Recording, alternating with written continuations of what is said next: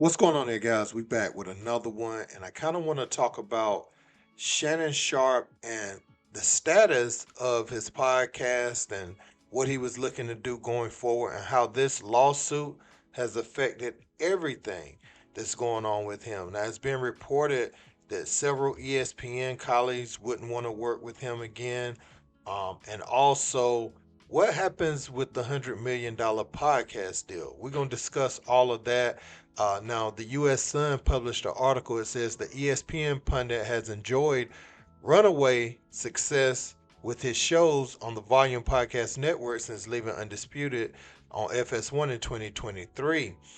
His flagship show, Club Shay Shay, has attracted millions of listeners and boasts over 4 million YouTube subscribers.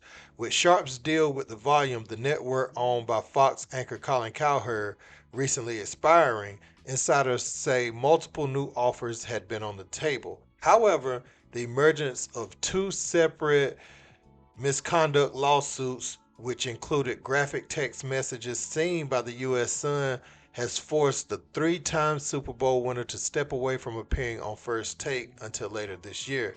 The U.S. Sun understands the allegations have sent shockwaves through ESPN and derailed plans by other media companies to acquire his podcast properties. So basically, you know, not only is it affecting Shannon Sharpe, but it's affecting Club 520, with Jeff Teague and them, because all of them are under the Shay Shay Network umbrella. Now it says the Denver Broncos legend had been eyeing major deals for the entire Shay Shay Network, which includes Club 520, The Bubba Dub Show, and Humble Baddies.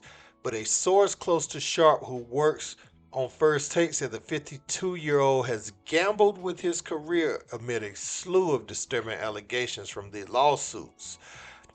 And we know what the lawsuit says, and it says a separate lawsuit had been filed, and this ain't the one with the 20-year-old, but it says separate one had been filed by another of Sharp's former girlfriends, Michelle Bundy Evans, who also says that she went through something similar with Sharp.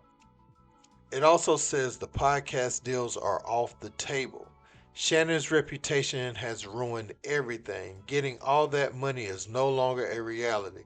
The insider added that Sharp's relationship with a much younger woman has likely turned off any remaining potential investors. I can't see anyone wanting to work with him now, especially women.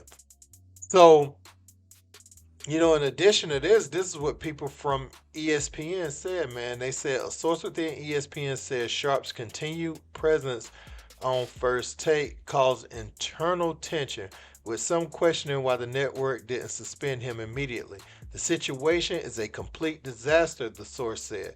People are shocked, and it's likely his reputation and career are irreparably damaged. Another ESPN employee described the workplace atmosphere as unbearable, like a war zone, adding that many were disgusted by Sharp. He's seen as toxic now, the insider said. Trust has been broken, and people would have complained to management or even resigned if he hadn't stepped down.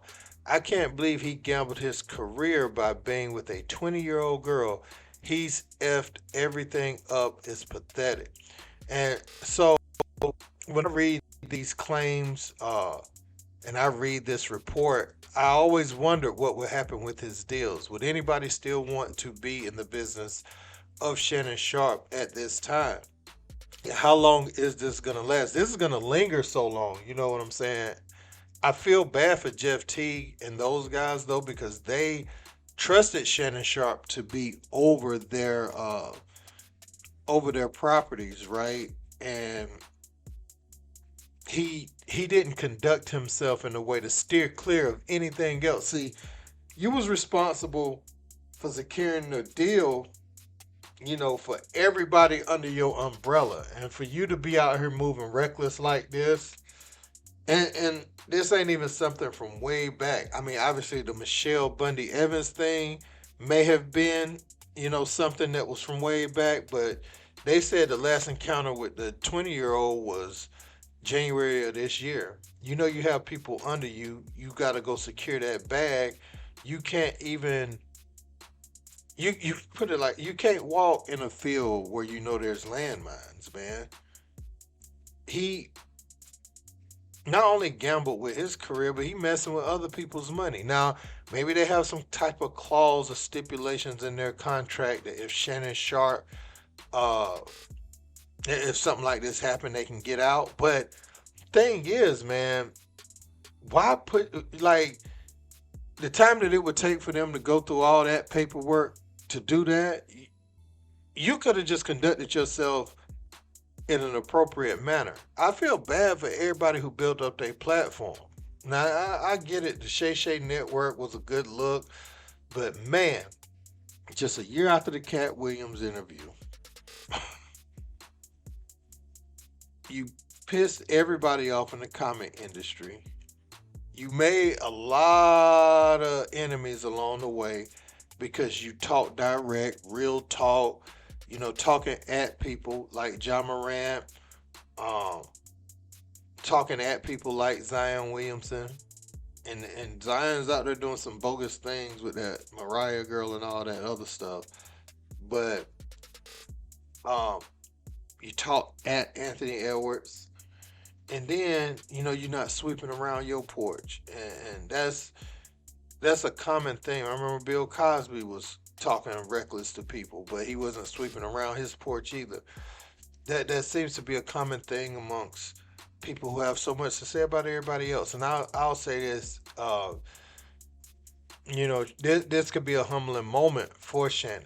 That he's he's not gonna do time if they don't find nothing too crazy and it wasn't illegal, even though it's bizarre. It's bizarre, but it's not illegal what he did. Um, she got certain sound bites of things you just should never be on tape saying. Big black guy chokes little white girl and all that stuff. Uh, yeah, I can't believe he gambled his career away with this. And he hasn't been away from FS1 too long.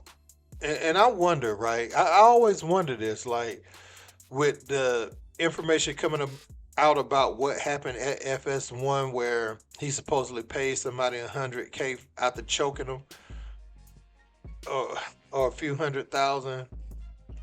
Why is that coming out now?